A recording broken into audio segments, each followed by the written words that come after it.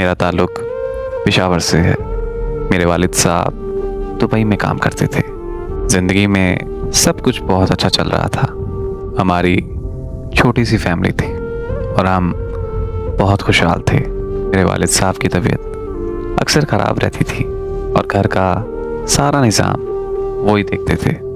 मैं जब मैट्रिक में था तो मेरे वालिद साहब का इंतकाल हो गया। घर के हालात काफ़ी ज़्यादा मुश्किल हो गए। मैंने हर मुश्किल का सामना किया, अपनी फैमिली को सपोर्ट किया और मैंने अपने घर को काफ़ी हद तक संभाल लिया। काफ़ी हद तक हमारे घर के हालात बेहतर होने लगे। इस दौरान मुझे एक लड़की से बेशुमार मोहब्बत हो गई। वो हमारी करीबी रिश्तेदार भी थी और रिश्ते में मेरी कज़न भी। मैं अपनी कज़न से बेपनाह मोहब्बत करता था। उस दौरान गलती मुझसे ये हुई कि मैंने ये सब बातें और अपने सारे राज अपने कज़न को बता बैठा। वो कज़न मेरा हमराज था। मैं उस लड़की को बहुत पसंद करता हूँ, मैं उससे बहुत प्यार करता हूँ। ये सारी बातें मैंने अपने कज़न को बता रखी थी। मेरे कज़न से ये बात हजम ना हुई।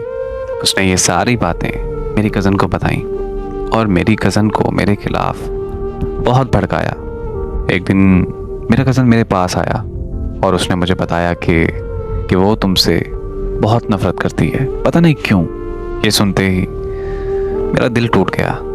उस वक्त मैं बहुत अकेला महसूस कर रहा था खुद को। ऐसे लग रहा था कि जैसे मैं जिंदा लाश बन गया हूँ। 3 साल बाद मुझे पता चला कि मेरे कज़न ने मेरी उस कज़न से शादी कर ली। ये सुनते ही मैं और भी टूट गया। मुझे आज भी याद है कि मुझे मेरी कज़न ने मुझे गरीबी का ताना दिया था और ये बात मेरी सीधे दिल को जा लगी।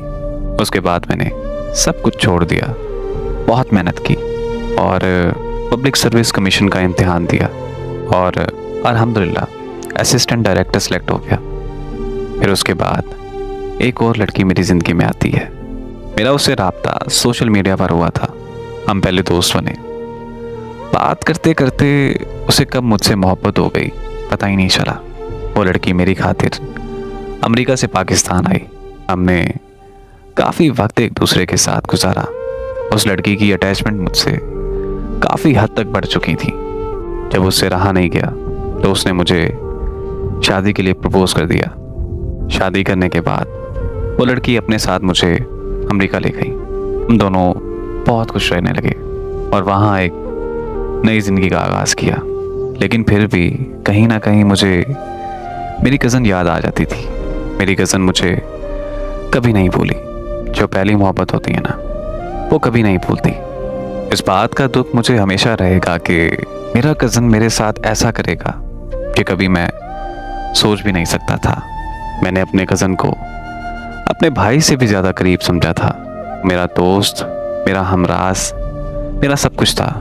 वो सही कहते हैं कि ज़िंदगी में आपकी आंखें वही लोग खोलते हैं जिन पर आप आंखें बंद करके एतबार करते हैं। और वो सही कहते हैं कि एतबार उतना करो कि बाद में पछताना ना पड़े। गलती बस मुझसे यहाँ हुई कि मैं अपनी कज़न से उसके सामने बात करता था। बस इसी बात की उसे जलन होने लगी और उससे हमारी खुशी देखी ना गई। उस मेरे कज़न ने हम दोनों में बहुत बड़े इख्तलाफात पैदा कर दिए। हम दोनों में बहुत नफरत फैला दी थी उसने। हमें एक दूसरे के बहुत खिलाफ कर दिया था और मैं फिर भी उसके वफा का इंतज़ार करता रहा। लेकिन इंतज़ार की भी कोई हद होती है और इंतज़ार उनका किया जाता है जो आपका एहसास करते हैं, आपको मानते हैं, आपसे प्यार करते हैं। मुझे सारी ज़िंदगी बस यही अफसोस रहेगा कि वो दोस्त जिसे मैंने अपना भाई माना था, जिसे अपनी ज़िंदगी में सबसे करीब समझा था, आज वही दोस्त, वही कज़न सबसे बड़ा मुनाफिक निकला। मुझे अपनी ज़िंदगी में इन दोनों का चेहरा कभी नहीं भूलेगा। मुझे अपनी ज़िंदगी से बहुत बड़ा सबक मिला है एक दोस्त की सूरत में कि अगर एक दोस्त मुनाफिक हो जाए तो वो किसी भी हद तक गिर सकता है, क्योंकि मुनाफिक लोगों के गिरने की कोई हद नहीं होती। मैंने अपनी ज़िंदगी में सब कुछ भुलाकर आगे बढ़ने की सोची। अल्हम्दुलिल्लाह अब मैं बहुत खुश हूँ। मुझे ज़िंदगी में सब कुछ मिल गया है और मैं अपनी ज़िंदगी से बहुत खुश हूँ।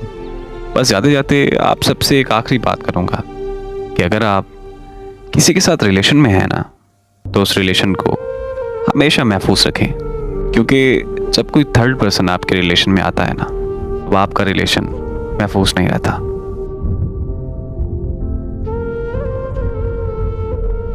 अगर आप चाहते हैं कि मैं मज़ीद ऐसी कहानियाँ लाता रहूँ, तो प्लीज़ मेरे चैनल को सब्सक्राइब करना मत भूलिएगा और बेल आइकन को भी प्रेस कर लीजिएगा, ताकि आने वाली नई से नई कहानी आप तक पहले पहुंच सके। अगर आप भी अपनी ज़िंदगी से जुड़ी कोई भी कहानी मुझसे शेयर करना चाहते हैं, तो आप मुझे अपनी कहानियाँ इंस्टाग्राम पर भेज सकते हैं।